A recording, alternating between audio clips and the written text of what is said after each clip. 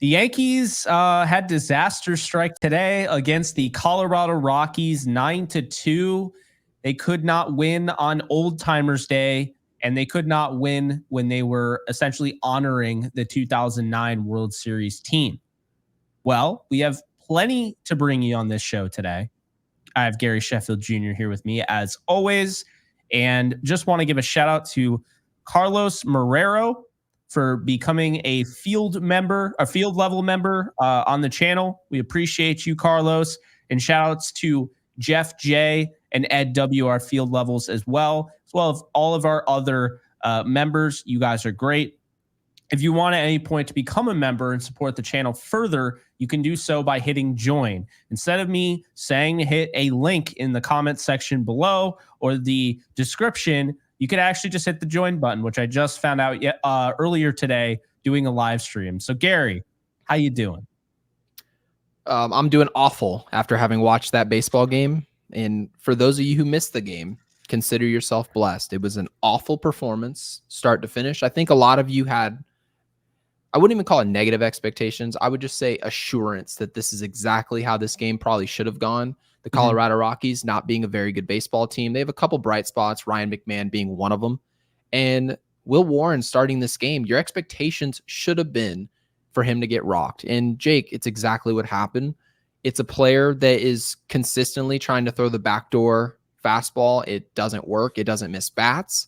And frankly, he doesn't have enough command of that pitch yet. And this is not even just a big leaguer. It's not even that he's struggling at the big league level. This is a player, I remember when he got called up, I mentioned to you, his numbers aren't very good in AAA. And you've talked about this. The guys in AAA, they're not chopped liver. There are a lot of big league guys. There's circumstances as to why they are where they are. You mentioned Jason Dominguez. So there are really good players in AAA. But let's be clear about one thing. AAA is not as good as Major League Baseball. I think we can all agree. If your ERA looks like a score at the NBA dunk contest in AAA, you're not going to show up to the big leagues and expect, just because you're facing one of the worst teams in the NL West, that you're going to have success. This outing, you actually talked about it, Jake, before we went live. Your expectation should have been 3 innings, probably 3 runs scored, and then dive into your bullpen. It's hard to believe that the Yankees or anybody in our management is allowing something to happen like this, where a player with no pedigree of success is going to come out in a game in mid-August is just despicable. And I don't want to draw too big of a conclusion and like what this means for our whole team, because I just think it's a indictment on Will Warren himself. No reason he should have started this game. I think the Yankees could have probably had justification to bring anybody out, like really anybody, an opener, somebody else out of your system, somebody to start this game other than Warren. Yeah, I'm looking at Warren, just because we did the last episode run values according to Baseball Savant. He has a 2-run value for his 4-seam fastball, 0.59 batting average, which is really good, right? But his sweeper's a -2, 267 opponents are hitting against that, and his sinker is a -4. Now, mind you, he's barely pitched this year. It's like 4 starts. He already has a -4 run value on his sinker, which his batting average is 444 against. So that's better than Ted Williams. Changeup, -1. They're hitting 571 off of on 35 pitches, and they're hitting 500 off of the cutter, -1. But he's only thrown that 10 times. So look, Will Warren, young pitcher. He's 25 years old, but we got to be honest with ourselves. This was an 8th round, 243rd overall pick in 2021. Okay. Will Warren was drafted in the 8th round because he doesn't have the other stuff that some of the guys earlier in the draft were drafted to have. And I understand, trust me, I like the farm system and everything, but I would love to know what the MLB.com prospect list was on. Whoever made that list was on when they put Will Warren ahead of Chase Hampton. If Chase Hampton is not better than Will Warren, then I don't mind him being traded as soon as trades are allowed to happen again. Because Will Warren, to your point, we saw a gutsy effort out of him against the Phillies. He's now got a 9.68 ERA. Okay. Pretty much nothing is in the red for him percentile, like the savant wise. Extension is at 74, 74th percentile. His Ks are up there in the 70s. Aside from that, almost everything is in the blue. Fastball velo is 36th percentile.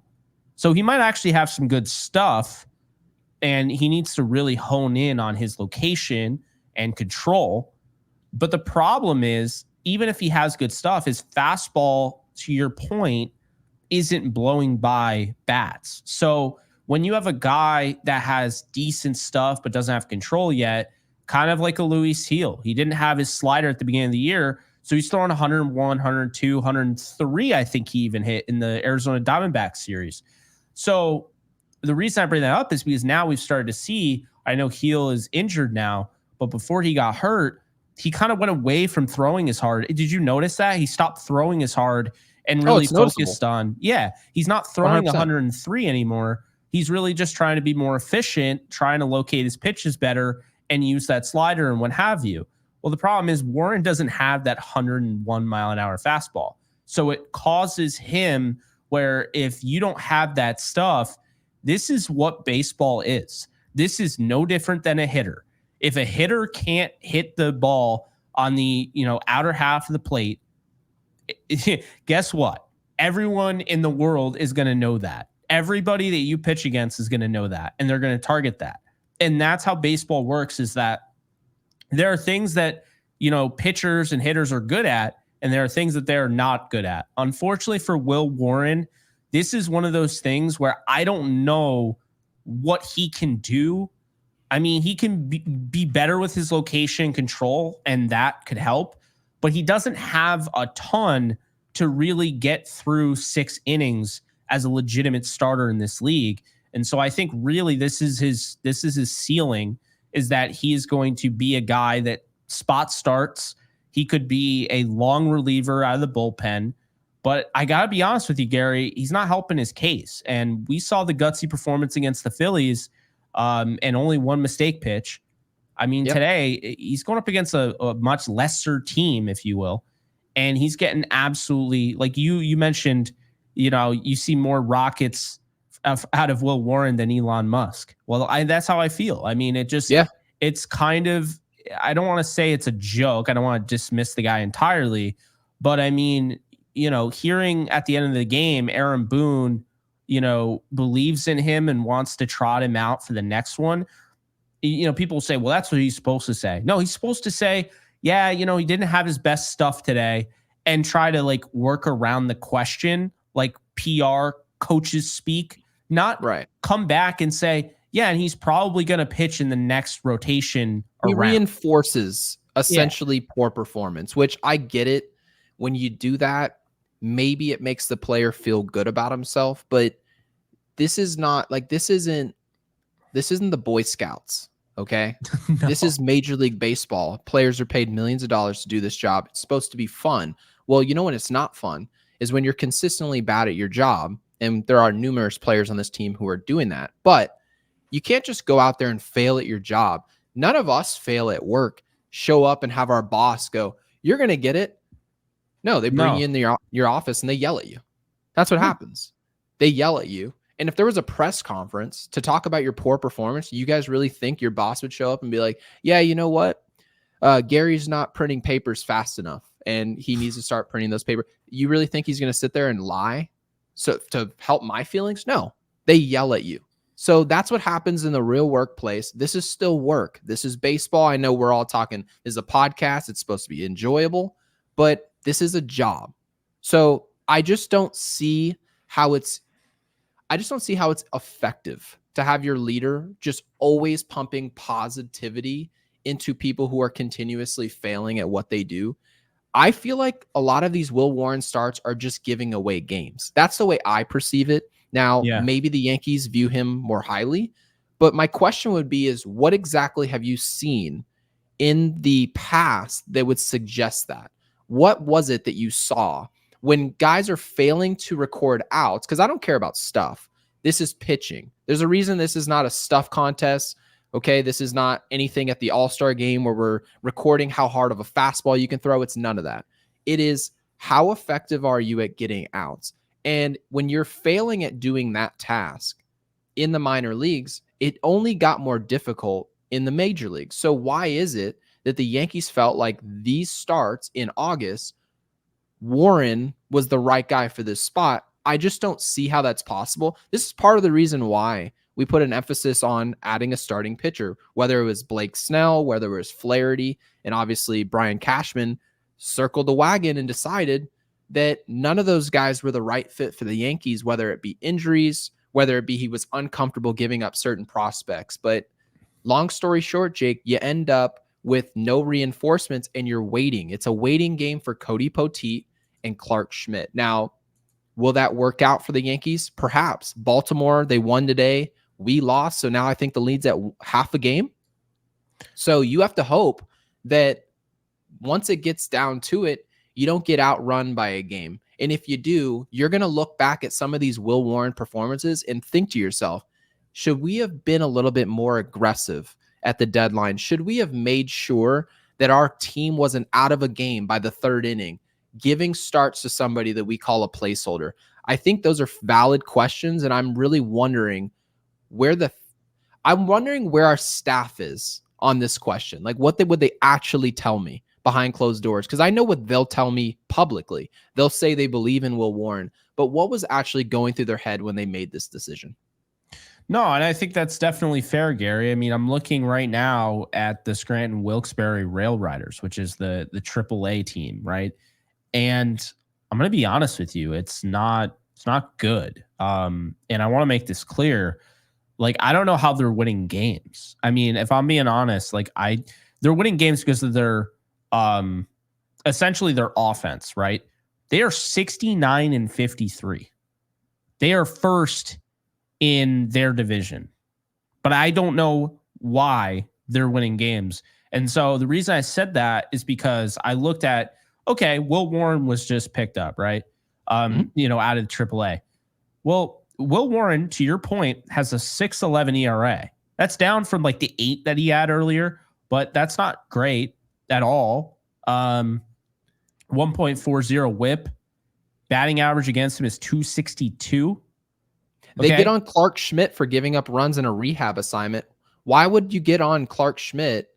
Mind you, he was really good in his last rehab assignment, but guys will go down from our big league team.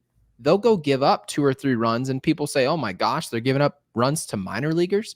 And then you watch a guy who's only been in the minor leagues give up runs and you don't draw any conclusions about it. You just bring him up to the big league team and say, well, he's got really good stuff. And then he gets here and gets shelled.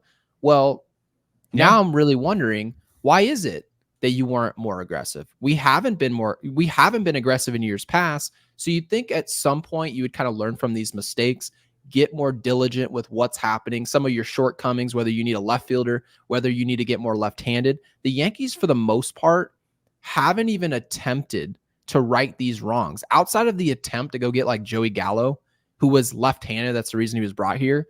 Obviously, that didn't work. But at the very least, the Yankees put forward some type of effort. We could see what they were attempting to do. I just don't see what they were attempting to do by leaving this rotation and this bullpen just kind of where they were at. So I just thought it was more of a waiting game. They just agreed to do that. Yeah. I mean, Edgar Barclay has pitched 4 more games than Will Warren started, 24, right? He has a 1.59 whip. He's a 6.35 ERA. Tanner Tully, a 6.78 ERA. He's started 19 games and has 2 wins. I mean, a 291 opponent batting average. Yoendris Gomez has a 3.97 ERA in 18 starts, 1.22 whip, and a 201 average. Came up in the big leagues and had a 5-inning out of the bullpen day. I think that's kind of what he is. You know, Majewski, who's been up there, 8 starts, had a 5.57 ERA and a 1.5 whip, 4.5 whip. Good Lord, Jake. If you become a field level member with us, you should be able to go start games in AA. That should be part of our deal. Well, there is good news and some bad news. The good news is Well, we'll start with we'll start with the bad news. Bad news is we're talking about Clayton Beeter, who's not coming back. He's out for the year.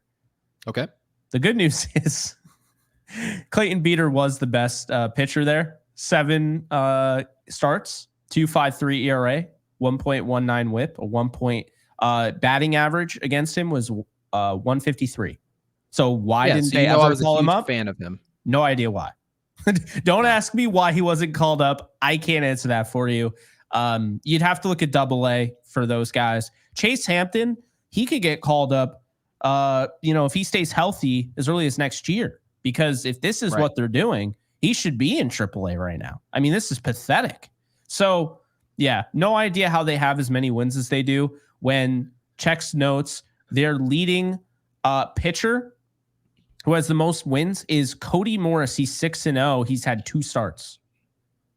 Edgar Barclay was 5-9. He has had 24 starts. So they're winning because their offense is cracked. They've had Jason Dominguez, Caleb Durbin, Vivas, Peraza. They had Agustin Ramirez. Right now, only they one have of those Narvaez. names got to play on the big league team, by the way. I know, but do you see now why, not you, but just in general, guys, do you see now why we get a little frustrated when AAA doesn't, these guys don't get called up? It's like they're only winning games because of their offense. They have no starting pitching to speak of. I'm sorry I'm being a jerk, but that's just the reality is. Okay, so let's move on here to more frustration. Mark Leiter Jr., low leverage today, did not look great. No idea why Canely pitched in a 9-2 ball game to end except for the fact, I guess that they wanted to pad his stats a little bit. 164 ERA now. But I don't understand why Hill pitched, Tim Hill, Canely. I would have just had Tonkin pitch the rest of the game. The game was done. You know when the Yankees are going to lose a game, and for the most part when the Yankees are going to win. And today, when the Yankees had Will Warren on the mound, before anything happened, I knew they were going to lose. I knew it. I had a really nasty feeling about it. I guess the good news is that it was a blowout, so it wasn't heartbreaking. I guess some people were kind of hoping that there'd be a comeback. And to be fair, when it was, 6-0 in the third inning, and then they come up to the plate and you have 2 guys on, you're thinking, oh, well, one swing of the bat could really help. Well, do you know who wasn't in the lineup then? Giancarlo Stanton. Yeah, because Gary, we didn't want him to get too hot. He had back-to-back home runs, back-to-back games. Why would we want him to be available for a game like that? Can I stop you right there? This is exactly what's frustrating about the Yankees. This is actually a topic I want to Boone. I want to really make sure that Michael Kay gets the credit for just the idea of what I'm going to present you guys. Mm-hmm.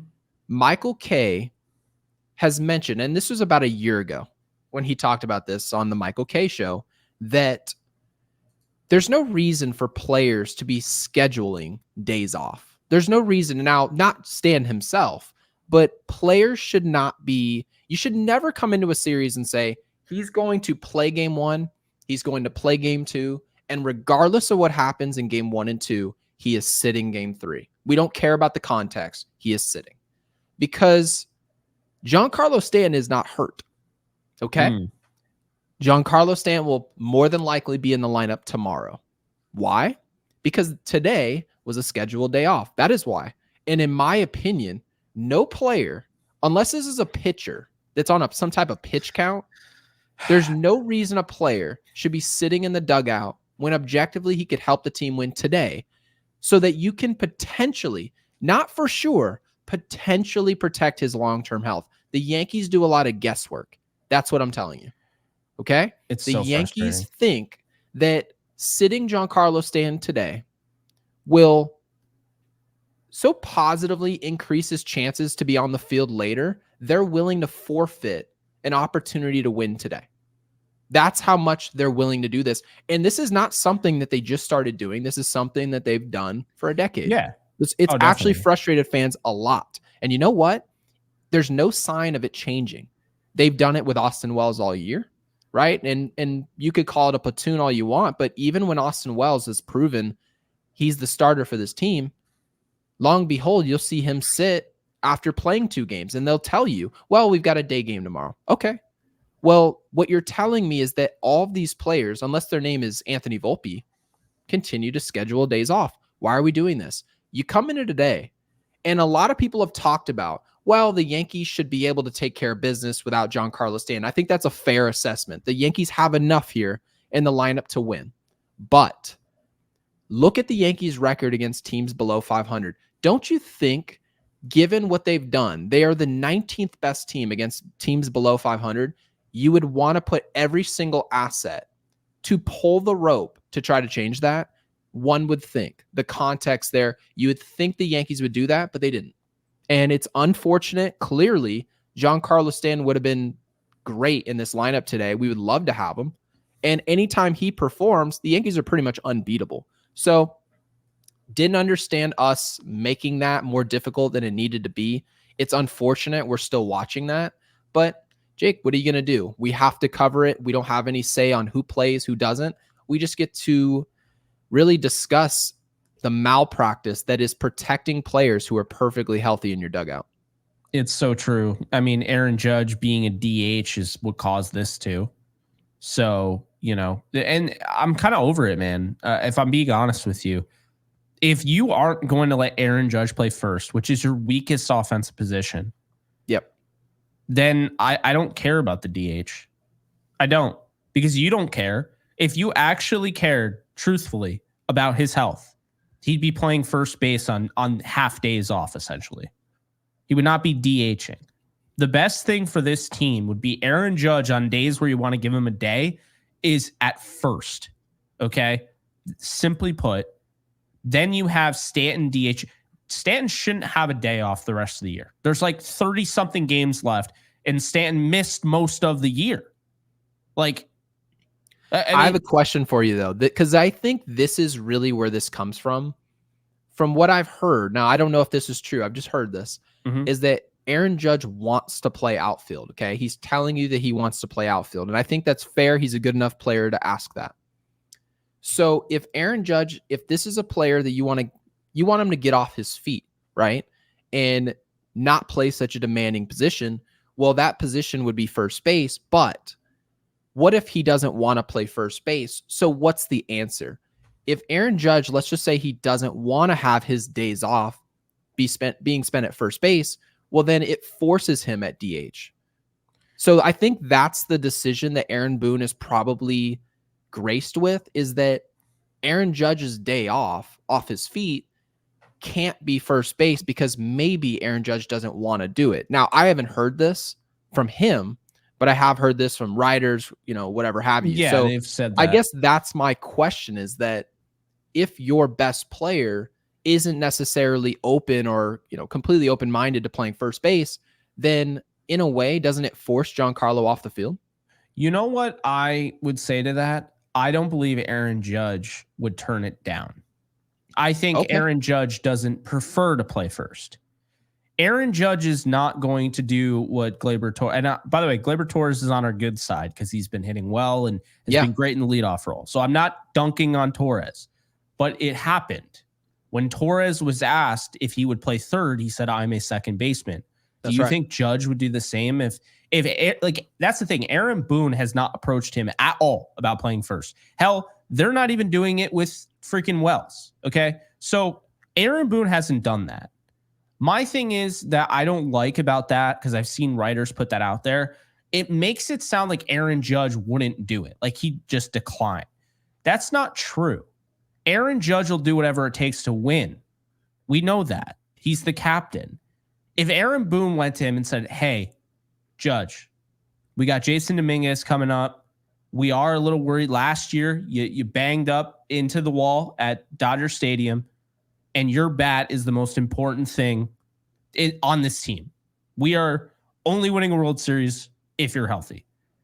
So we would like to put you in a position where you're least likely to get hurt, but playing the field. So we can also have Giancarlo in the lineup helping you out. And that way, because obviously he's getting up there in age, and he's had injury concerns, and we can't just throw him out there at left field. That way it would make the team better. Would you do that? If Aaron Boone came to Judge and basically told him, hey, we need you to play first, can you do that? He'd be like, yeah, I'll do whatever the team asks. I think truthfully, he loves playing center field. He loves playing the outfield. But I think if they came and asked him, see, I don't think they're that type of organization.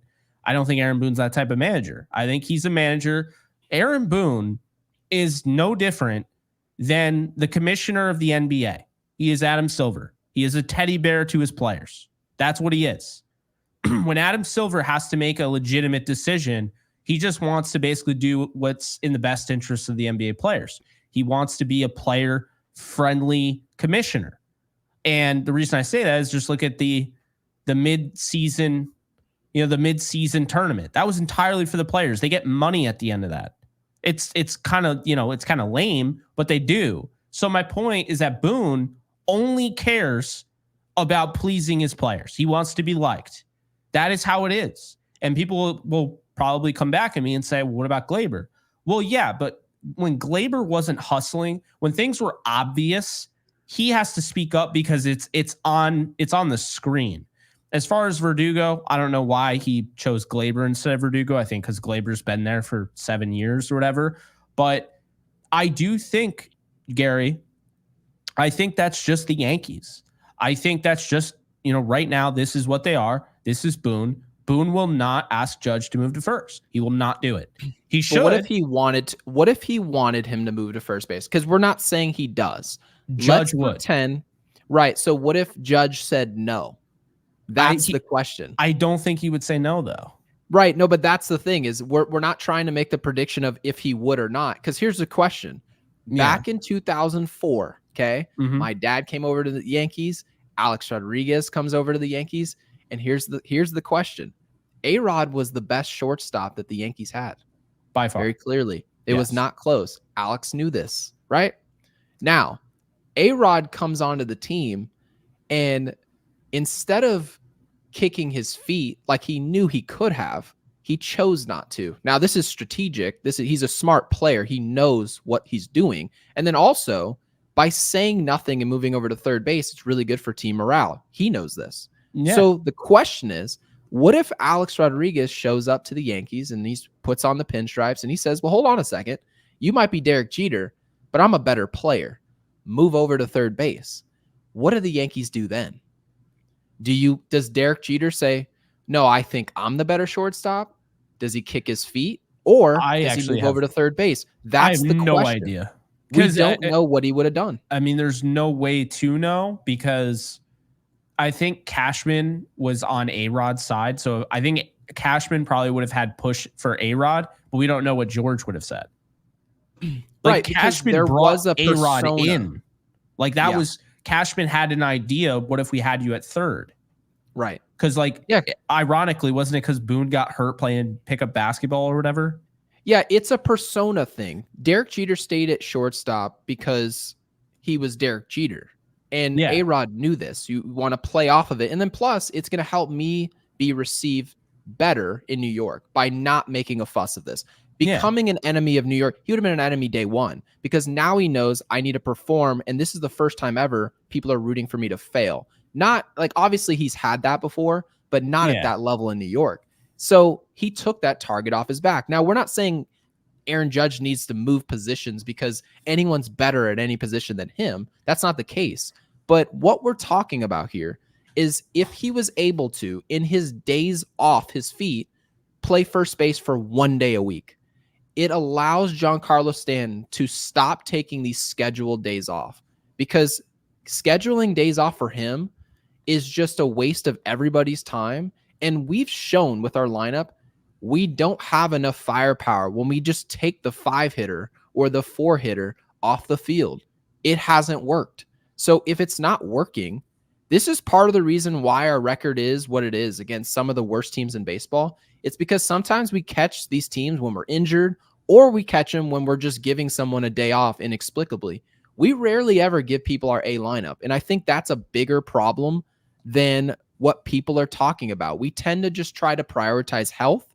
And when you do that every day, rarely ever is everybody healthy and ready to go and timed up the way it needs to be. So that's the frustrating part. You end up seeing no Stanton. You see Verdugo, Rice, and Grisham all back to back. And I know like today we got some production out of Verdugo, but man, it just gives me a bad feeling. It really does. It just doesn't feel like this team is doing everything they can do in terms of roster construction to win games that don't matter.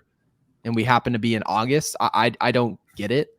And it's frustrating. And I don't want to get too low after a loss and too high after a win. I don't want to do that. But I think this was a problem regardless if we won or lost. I mean, the way we build lineups, does it really satisfy Well, we're anybody? reacting to today. I mean, we just came out with a video, an episode where we were basically saying, like, is the rotation back? Like, we were talking, and honestly, I think most of the rotation is back. I mean, I think Garrett Cole is, getting going, and Rodon was great, and Cortez, and now we'll see if Stroman is what. But Will Warren was never part of this rotation. He's just like a guy. He's just a guy. Does not move the needle in the slightest. So now we wait, obviously, for Clark Schmidt. We wait for Poteet. We see where that goes. But, Gary, I think everything is definitely fair. When we're doing a daily podcast, I think it's definitely fair to talk about kind of everything day to day. It's not necessarily that we get too high or too low. This is what happens when you record 100. This is our 118th. This is what happens when you record 118 shows, is that, yeah, there's going to be some shows that have a little bit more oomph to them, some that don't. There's going to be some that, obviously when they lose, it hits a little bit harder. I think we did a nice job of not being like, oh, this is the Rockies. We did that with the White Sox, and I think we were justified. But I think some people are kind of like, it's baseball. Like, don't put too much stock into a game. It's just, the fact is, the combination of Will Warren being the guy today, and to be fair, I don't know where they could have gone. Like, I'm not saying that I know the answers. I mean, no one is perfect in that bullpen to be an opener. No one is perfect. Like, this is honestly why we kind of misread it. I definitely misread it with the draft. They needed pitchers. They're telling us that when they drafted all those guys, it wasn't to trade anybody at the deadline. They were really admitting that we have nothing that we're, confident in. And so that's why they drafted those guys. But are those guys ready to pitch right now? No. So there's really not much. We just went over all the ERA and the whip and the opponent batting average, and it's not great in AAA. And I'm not going to go to AA because there's no point. So it's worse. It's probably better. Well, probably a lot better, actually. But that's not the point. But anyway, I totally understand, where you're coming from. I think it's fair. Just real quick, I thought Jazz Chisholm's play at third just really kind of shows you the overall ceiling that he has there, where he can be a Gold Glove all-star third baseman. And I don't think he's leaving there at all. Like, I think that's where he'll be next year. And therefore, I mean, if Gleyber keeps it up, we'll be at second base anyway next year. So, there's no reason to even move him to second base. But I really, I wanted to highlight that. I also wanted to be honest. I was kind of, this game I felt like a loss. And when Alex Verdugo hit a solo shot in a game that I knew that we were going to lose, I'm like, oh God, this is all we need. Boone's going to go like the next 2 weeks, be like, yeah, he's really coming on. And well, he just hit a home run the other day. He'll be arguing with John Boy over that. Did you see my tweet about it? Yep, I did. And that's how I feel. That's truly for those of you who didn't see the tweet, I want to explain the tweet. Yeah. I essentially said that Aaron Boone, what he's waiting for is Alex Verdugo to do anything in the short term. Technically, if you play somebody who shouldn't be on the field 100 days in a row, there's going to be one day where they do something. And for that many hours until the next game, for game time, you get to beat your chest that you were right and you helped the very last game in terms of him in the lineup. And a lot of people I would say the Yankees perceive it this way. Yeah. When you put somebody in the lineup and they perform that day, they believe that means he should have been in the lineup. That's the way they see it. And not, was it likely that they did what they did? That's the question. When you put somebody in the lineup, how often are they going to be successful? That's the whole point of building a lineup. None of this is for sure. But when we complain that Stanton's not in there and then somebody who's shouldn't be in there pregame, we're all complaining about it. Then the guy who's in there does something and they're like, yeah, see, that's why we did it. It's like, no, Stanton is off the field. There's a reason he made $30 million a year and was signed to this team in the first place. He's more likely to perform than that guy who you brought from the minor leagues. So that's part of the reason why we've always said, don't overcomplicate it. Don't play roulette with who's on the field. Just play your best guys and then let the chips fall where they may. The Yankees don't play it this way. And it's frustrated Michael Kay in the past. I know he's kind of moved on and he talks Yankees every day as well. So he's not going to continue beating the dead horse. You bring it up once and you move on. That's exactly what we're doing now. We're talking about playing your best players, pitching the guys who are most prepared to win that day, not just some guy that you're like, hey, we want to give him a day. So you're willing to give up today. I'm not cool with it. I just am not. No, and you know who wouldn't be cool with it? Jeter. And that brings us to our 2009 guys. This is how we're going to wrap up the show. We'll have our movie, obviously, because we want to test how long you guys have been here. Drop in the comment section when we get to that point. Okay. 2009. So I will give credit where credit's due. Fireside Yankees put this out. I thought it was a good question. And, you know, they're on Twitter. They basically asked if you could have one Yankee from the 2009 team and put it on this one currently, who would you do? And I thought this would be a good question, Gary, for us to both kind of go over and maybe not even answer it right away, but kind of go over it and talk about, because there are names like when people hear that, I mean, Matsui, like, are we also getting that postseason production from him? Matsui has an argument there because of that. Right. Then you have A-Rod. Then you have Jeter. Then you have Cano, right? Teixeira, Posada. I mean, if you're going to do the platoon catching with Wells and Trevino, I'd much rather have Posada than Trevino. There's a lot of different things. Johnny Damon is a leadoff hitter, you know? And then, of course, the pitching, right? Everyone knows Mariano Rivera, you know, CC Sabathia. So, I mean, there are definitely multiple different directions that you could go with this. And, you know, I wanted to really hit home that I feel like, you know, initially I thought this was a no-brainer, but when you really think about it, it's really a preference play, man, because I don't think people could say for whatever reason, you know, Sabathia, he gives the Yankees you know, a power ace next to Cole. Maybe you think Sabathia is better than Cole right now. Then Sabathia is the ace. You know, I don't think you would say AJ Burnett or Andy Pettitte or Jabba Chamberlain, because as good as those guys were when they needed to be, CC Sabathia, you can only have one, and Sabathia is the best pitcher. And it's the same thing with the bullpen. You know, Phil Hughes came up in moments, and you know, David Robertson and Brian Bruni was 5-0. Like, you know, he didn't lose, and you know, was somewhat reliable at times. But you know, and Aceves was like 10-1, I think. But yeah, like you wouldn't say any of those guys over Mariano Rivera. So Rivera and Sabathia would be for the pitching. But this is where it gets interesting, Gary, because now you have to decide a bat or an arm. And the bats aren't, you know, simple either, because Robinson Cano hit 320. So he'd add some power to your lineup. He would add contact. Then you have Derek Jeter, who is one of the greatest leadoff hitters ever. And, you know, you have him hitting 334 that year. And, you know, I think he even had close to 20 home runs. And then you had A-Rod. So initially I was debating initially I just said Mariano Rivera. And the reason is because you're only as good as your closer. And, you know, I really felt confident in that. But as great as Rivera was in 2009, because you're getting that player from 2009, Mariano Rivera was 39 years old. Now, don't get me wrong, 1.76 ERA, that's still not better than Canely right now. But still, you know, 44 saves, 66 innings, like that's great.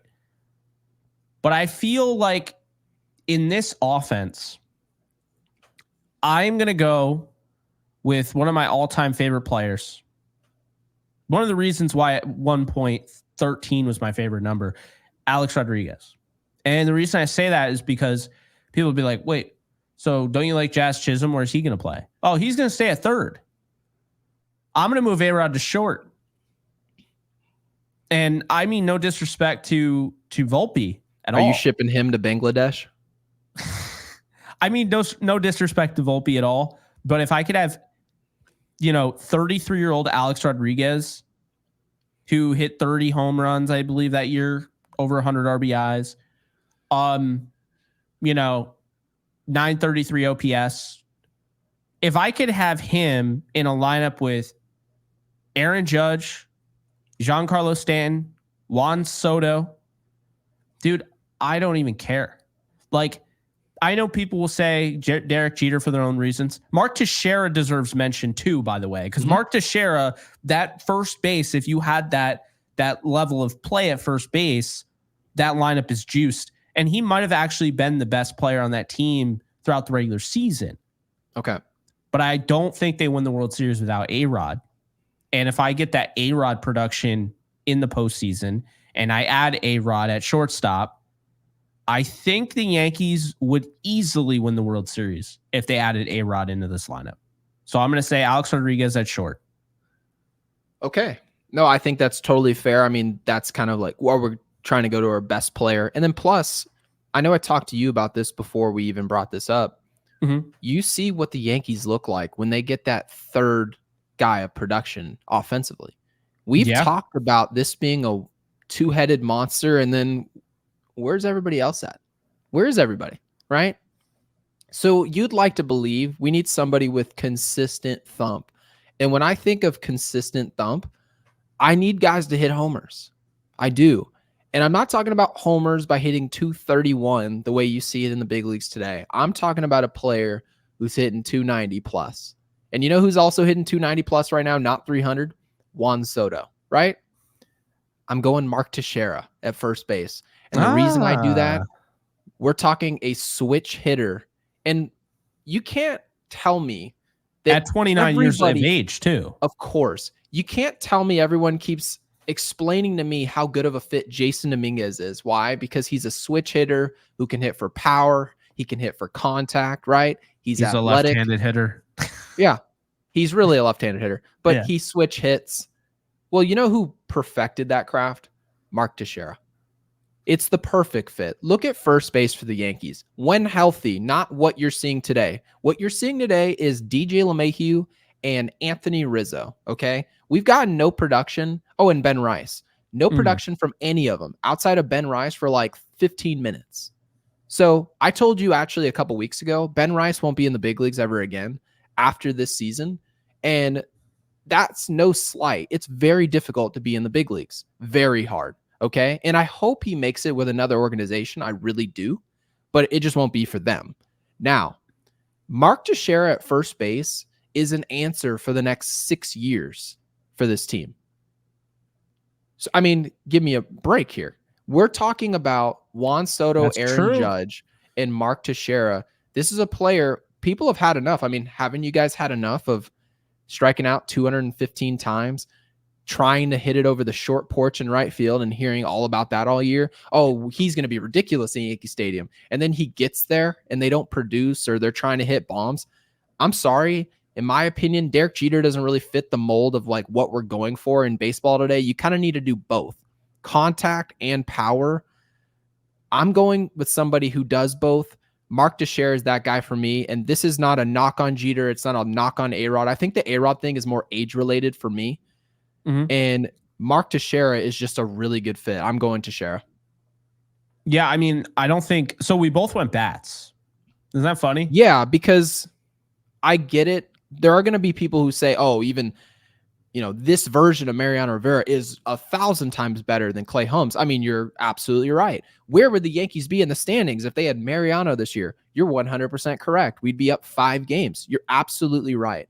But when October comes, what's your expectations of a Stan, right? What are your expectations of an Austin Wells? Now, we believe in these players, but when the lights are brightest and the best pitching is on the mound, what are these players going to do? Well, I know what Mark Teixeira is going to do. You know what Alex Rodriguez is going to do. We saw it against Minnesota, right? Yeah. We saw it in big games. These players in these lineups that the Yankees have built, even with a $300 million payroll, they don't have pedigree in October. It's a lot of question mark, right? Jason Dominguez, he's going to be a question mark. We have no idea what he'll do in October. We don't know how Austin Wells is going to perform in October, right? So Yeah, Chisholm, we have no clue what Jazz Chisholm, he might be free swinging and enjoying himself now. We don't know how he'll respond in October. Hell, you would think Aaron Judge would be one of the best October hitters of all time. He's been one of the worst. Now, that may turn around, but it goes to show you things change in October. Those October bats, guys who are proven in October offensively, those guys outside of starting pitching might be the most valuable players on the field outside of closers. I just think given what Teixeira would bring to this team, he would bring a sure-handed first baseman. We've been dismal. Rizzo, dismal defensively this year. Healthy or not, he's been bad. Teixeira at first base, we talk about this defense being awful in the infield, and I know John Boy brought it up with how bad we've been defensively and that our closers trying to get ground balls. How much better would we look with Mark Teixeira at first base? No, it's true. And you can't. That's why this thing is interesting. I think it's based on preference, because I do think people would mention pitching. I would say this is why I wouldn't say pitching, because initially I answered this on Twitter with Mariano Rivera, because this is what happens when you don't think. Mariano Rivera is fantastic, obviously the greatest closer ever, maybe the greatest pitcher ever. Who knows? But the reality of the situation is this. When you go and you answer something that quickly and you don't think about it, and then you go back to it and you're like, your opinion can actually change when you really look at it. And maybe, like I mentioned earlier with Teixeira having juice at first, Teixeira might actually be the right answer. But I just feel like, A-Rod in the postseason that year, I mean, he had an over 800 slugging percentage. He was ridiculous. So I feel like that's honestly kind of lost on people. I mean, I'll say this. A-Rod is the most unfairly treated Yankee in the history of their organization, period. There's no one who has been treated more unfairly. And I'm not saying by the Yankees because he had 2 contracts. I'm not saying by the Yankees at all, although I think he should have been able to go out the right way. They rushed to basically get him off the team to bring up Judge, but they're not doing that with Verdugo. And I still think he was better than what Verdugo is now. Yeah, and also Alex Rodriguez was a pretty good teammate. If I'm not mistaken, Alex Rodriguez was a big enough star to be very annoyed being pinch hit for in a postseason game. And that happened multiple times. And you know what? Raul Ibanez came in and helped the Yankees win a game that they probably wouldn't have won. So A-Rod was the first person at the top of the steps. It kind of goes to show you he's a good teammate. He'll hit for contact. He'll hit for power. Like I said, the only reason I didn't go with A-Rod, and I know I talked to you before we went live about this, it's only age. And I just think when you mix 29 years old, first base, context of what the Yankees are getting at first base, switch hitter, defensive wizard, we've been dismal over there defensively. I just think Mark Teixeira, I know technically this is all subjective, and I feel like Teixeira is the right move here. I think technically it was for this year only, I think. Okay. So that changes that a little bit. But still, I do get what you're saying with Teixeira. He played 156 games that year. Like, but I guess he wouldn't have. He probably wouldn't under Aaron Boone. I bet you he plays 132. He was platooning with DJ LeMahieu. I bet you Mark Teixeira wouldn't have played all those games. I bet you he wouldn't have. No, he would have had a day here and a day there. And because, I mean, it would be hard not to say Robinson Cano if I'm getting a 26-year-old Robinson Cano and this goes on past this year. Why is it that Volpe doesn't get days off, by the way? I know this is a little bit of a side quest here as our last thing, but why he's not Omar Vizquel at shortstop? He's good. He's very good. He's one of the best in the league, but he's not the best ever. And I don't even want to say Omar Vizquel. I mean, they're acting like he's Ozzie Smith. He's a really good shortstop, but am I dying to have him out at shortstop? Like, can the Yankees just not deal if he's not at shortstop? I don't see that. I feel like given what they say about their other prospects, they tell me all the time, yeah, this guy's highly regarded defensively. Well, then why is it that you can't go out there and field the ball and throw it to first base? We can't be excellent at shortstop for one day. I don't get it. And then all of a sudden they're perfectly fine. Austin Wells, literally best hitting catcher in the big leagues since the break. And they're like, give him a day. Oh my God. Give him a day. Give him a day. I don't understand that. So yeah, just a little bit of side note. You don't need to weigh in on it, but that does change things if we're not going to, it's only 2024 and we're not worried about any other year. Yeah. Tie between A-Rod and Teixeira. Yeah. A-Rod was absolutely insane in the playoffs. And again, it just never, I mean, over 800 slugging. Judge doesn't even have that right now. Like, as great as he is. Now, obviously, it's a small sample size, which is why it's an inflated number. But still, I mean, he was outstanding. And I'm going to, we'll wrap it up and then I'll give my movie, which is dog water, just like this game. Actually, blasphemy, just like this game. But I'm going to say this, and I think I've said it before, but I'm going to make it very clear. It is way overdue for Alex Rodriguez to be in Monument Park. That question came up today. He answered it. I thought he answered it very well. Like, do you think about it? What did he say? He thinks about it. Yeah, he said, he thinks about it. He'd love it, but it's not up to him. And he didn't say like he should or anything like that. Didn't put anybody in any weird position. Didn't make it awkward. It was just like, yeah, I think about it. And it's like Jeter chimed in. It was like, yeah, he's always wearing his Yankees jersey at home or whatever. But this is a guy he played 12 years for the Yankees. Mm-hmm. He played 7 in Seattle, 3 in Texas, 12 with the Yankees. And somehow a guy who's played 12 years with the Yankees. See, like, I always remember the term true Yankee. Well, let me ask you this. True Yankee. This is a 14-time All-Star, 3-time MVP, batting title winner, 10-time Silver Slugger, World Series champion, 2-time Gold Glove guy. And by the way, to your point, didn't come in and just chauffeur Derek Jeter out of the way. He wanted to play third. He took on the challenge. He played the part. He was a great teammate. I think he's a good person. I think he's a good dude. I don't know why. What is the holdup putting him in Monument Park? I don't get it. I mean, you can't tell me, oh, well, it's sacred. You can't have too many numbers. They already threw out too many numbers. Well, no, that's not what it is. The reason he's not in Monument Park is that he failed a drug test, and I believe it was twice, right? So yeah, but so for Alex Rodriguez, now mind you, that doesn't bother me in the slightest. This is the entertainment industry. Did A-Rod make a mistake by doing this? Absolutely. It's something that he's admitted to. Oh no, there are people that say he doesn't belong because he's not a true Yankee. I don't know what a true Yankee is if he was there for 12 years. Oh, I don't care about that. I don't give a rip about that. This isn't like LeBron showing up when he's 34, 35 years old. No, A-Rod showed up in his prime. You saw what he did in 2007. So let's stop acting like A-Rod got to the Yankees at 34 and then put up Hall of Fame numbers. No, he didn't. A-Rod showed up in the middle of his prime and was dominant. He was an MVP.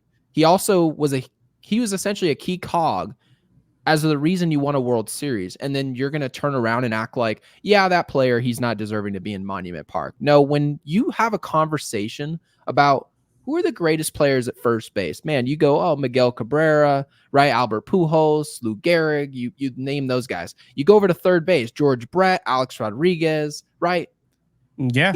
It's an obvious conversation. Which team do you think about when you think of Alex Rodriguez? You think of the Yankees. You don't think of the Mariners. You might think of the Mariners a little bit because it was early years. You think of the Rangers more, honestly, than the Mariners. Right.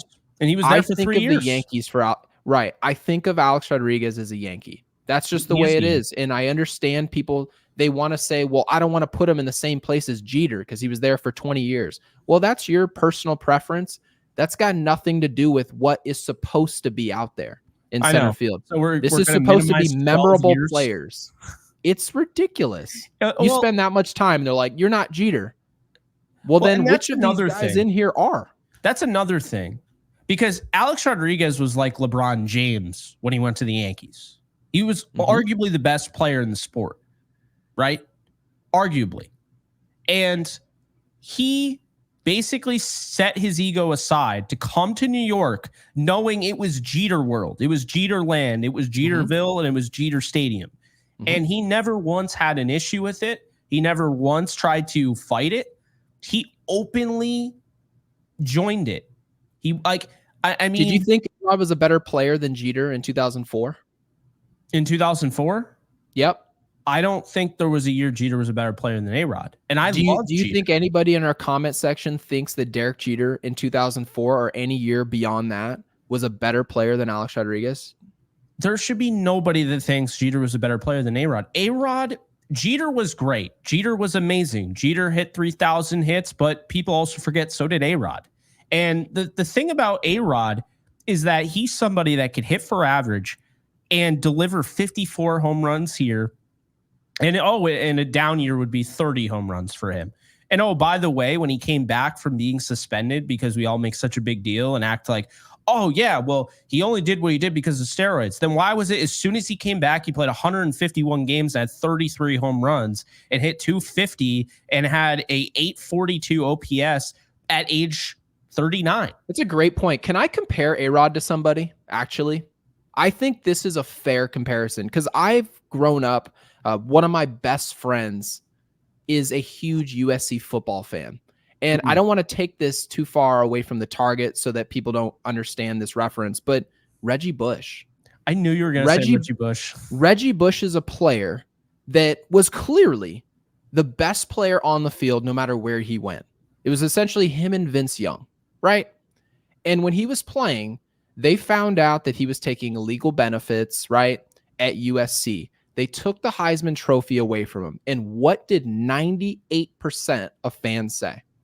They said, this is ridiculous. And here's the crazy part. USC was happy to take his number down. Why? Because they were afraid of the perception of what the fans would think of USC football. And guess what?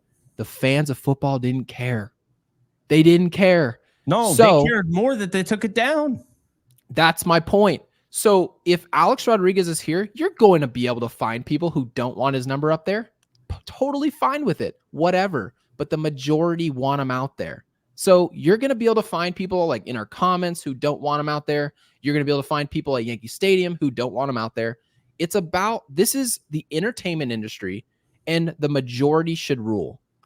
Majority of people believe Alex Rodriguez spent enough time in New York to be considered a Yankee, enough to dominate there and be out in Monument Park. That's our whole plan, is that if you dominate here for a long time, part of the reason of what we're selling you, right? If a Yamamoto or any of these players show up in their age 30 season, and he's not 30, but we'll just say a player who's 28 years old and he's in his prime and you go, hey, come play for the Yankees.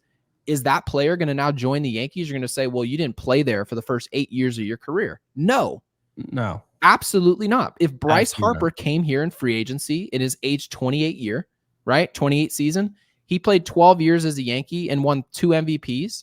Would he be in Monument Park? Yep. It's ridiculous to me because, people use the excuse, well, the core 4 and homegrown. And it's like, that's great. That's great, awesome. But not everybody had, Babe Ruth. Well, I guess we don't, how that works, but people in the comment section saying we don't know who Babe Ruth is. But Babe Ruth, believe it or not, Gary, I hear he didn't play for the Yankees to start. It's actually the Red Sox. Wow. What? Can you imagine that? How could somebody like that, who didn't start with the Yankees, be in Monument Park? It's blasphemy. And just to be clear, Jake is being sarcastic, ladies and gentlemen. We know some sarcasm. Most of you totally understood that reference. Yeah. But some of you won't. I'm here to defend Jake. He's being sarcastic. The whole point, if you played for the Yankees for a long time and you were dominant, that's what we're selling you in New York. If you can do it here, you can do it anywhere. He didn't show up and play 3 years. I think if he played 3 years and was like LeBron, won a title, and he's like, look at me, I played 5 years here and won a championship, Yeah, I get it. Like, you don't want to put a statue next to Kobe and all this, Magic Johnson. Well, I totally get it. Lakers want to do that, but we're not going to get into that. Yeah, right. But my whole thing is like, Alex Rodriguez was our best player for a decade. So if that's the case, why don't you reward the guy? Put him in Monument Park. There are people out there in Monument Park who have done less, is all I'll say.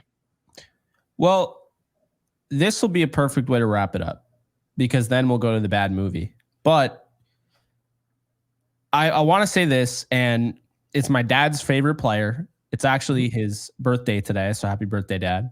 Happy birthday. And Reggie Jackson, his favorite player.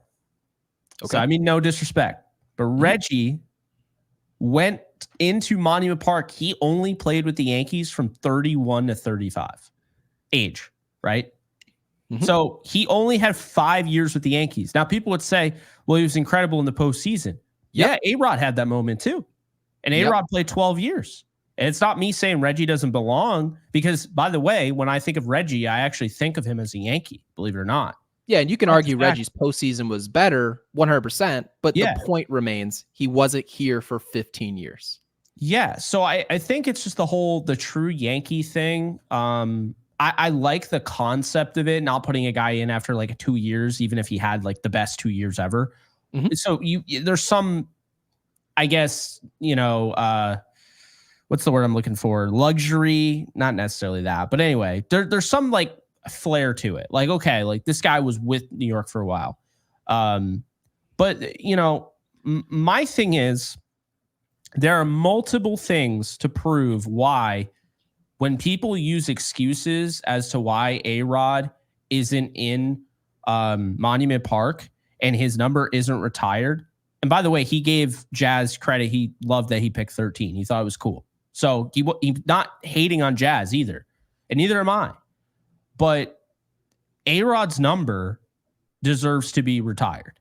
And there are so many different things that I've heard from people that just don't like him. And pretty much all of their arguments are invalid and just, they're not arguments. They'll say things like longevity. Well, he's been there for 12 years. So I don't know what the hell you're talking about longevity. They'll say things like he was on 2 different teams. Reggie was on 4 different teams. Well, 3 different teams from the Yankees. Yep. They'll say things like he didn't start with the Yankees. Neither did Babe Ruth. I mean, we could argue this all day, but there's no argument to be had. If you want to say you're upset because he was suspended and all of that and he failed drug tests, fine. But at least like be honest with yourself. Be honest with us. If you're going to come out and discredit A-Rod, be like, this is why. And you know what? That's your personal opinion. That's your feeling. That is how you view it. Fine. But do not discredit a guy who is the reason, a big reason why the Yankees got over the hump and won in 2009. Okay, so I don't want to hear it. I know a lot of those guys had a lot of success. CC Sabathia, Mark Teixeira, they were all vital. AJ Burnett came through that huge game. But A-Rod, if he didn't do what he did when this guy was constantly criticized as somebody that could not play in the postseason, and he stepped up in a huge way, like I said, he had like a 1,300 OPS when he needed to. If you want to act like that guy didn't matter, well, you're just wrong. So that's what I wanted to say. Well said. I'm so over it. I've been over it for years. I love A-Rod. I will always, appreciate A-Rod and what he meant to the Yankees. And that's how I feel. Truthfully, that's always how I felt. I can understand when people make mistakes, and I believe everyone deserves a second chance, unless that first mistake is grave. But truthfully, I think everyone deserves a second chance. And I also think that it's ungodly overblown. But I also think people are also very, what's the word I'm looking for? Selective. Oh, that guy made a mistake, but I like him more. Put Pete Rose in the Hall of Fame. He's learned his lesson, but don't put Alex Rodriguez in Monument Park because he made a mistake 15 years ago. Yeah, you can't. They want to tell me that Pete Rose, and mind you, I believe Pete Rose, he's absolutely learned his lesson. Let's move on. Let's remember him for what he did on the field. They should all. It's been a long time. Now that's a conversation for a different day, but let's not pick and choose who needs to be accountable and who not to be accountable. Because the last thing I want, you never know how long these people are going to live. I've told people this Every time I've had this conversation, I tell people, you have no idea how many people thought that Pete Rose could be gone tomorrow, right?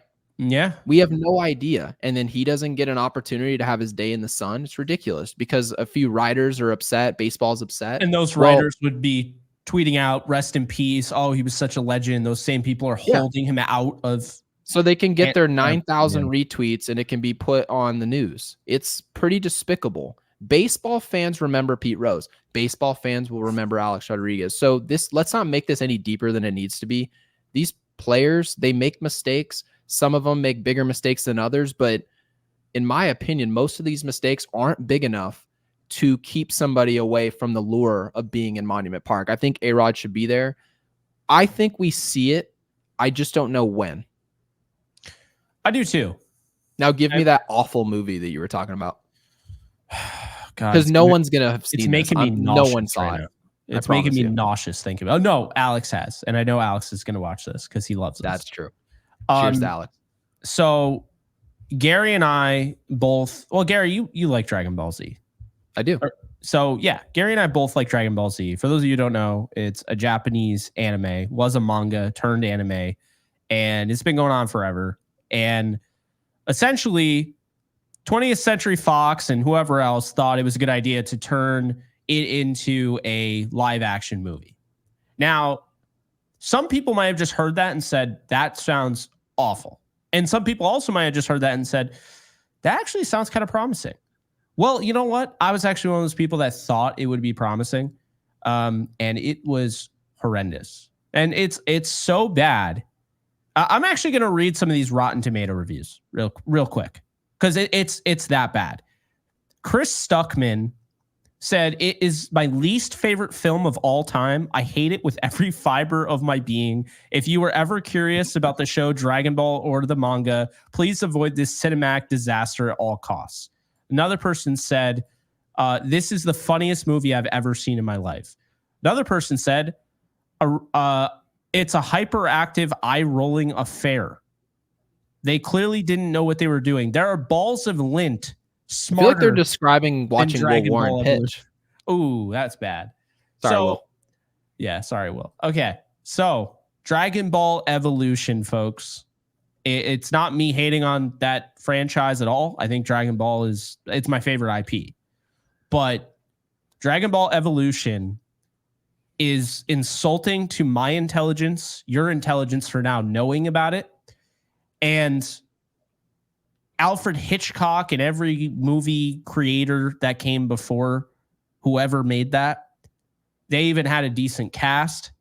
Emily Rossum, they had Justin Chatwin.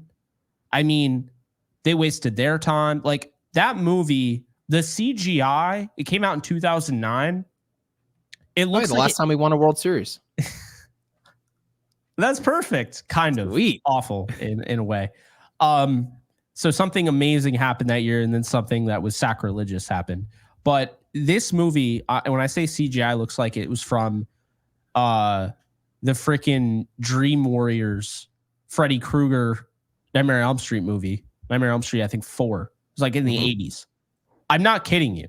It looks like it's from freaking Dream Warriors. Like, if anyone knows Kamehameha, the thing Goku does, if you know Goku, it looked like a joke. Absolute joke. So, yeah, movie's terrible, just like today, losing the Rockies 9-2. If you stuck here long enough, drop Dragon Ball Evolution in the comments section below. And please do us a favor and never, ever watch it. I probably won't. I don't think I will. And plus, I've been asked to watch Shawshank Redemption. I haven't seen that. You can't watch that and not watch Shawshank Redemption. That would be the most despicable thing that you could do. Yeah. So I'm going to go ahead and prioritize one of the greatest movies of all time. So I've been told. And because I know one of our members actually told me to watch this film. So I'm going to go ahead and do that. And I'm going to store this movie and never watch that. But drop it in the comments. Yeah. The IP is great, though. If you ever want to check out Dragon Ball or Dragon Ball Z or Dragon Ball Super, that's great. It's animated, but maybe it should just stay that way. The live action, not so much. Drop Ooh. Dragon Ball Evolution below, and we'll see you guys in the next episode. Later, folks. And like this video.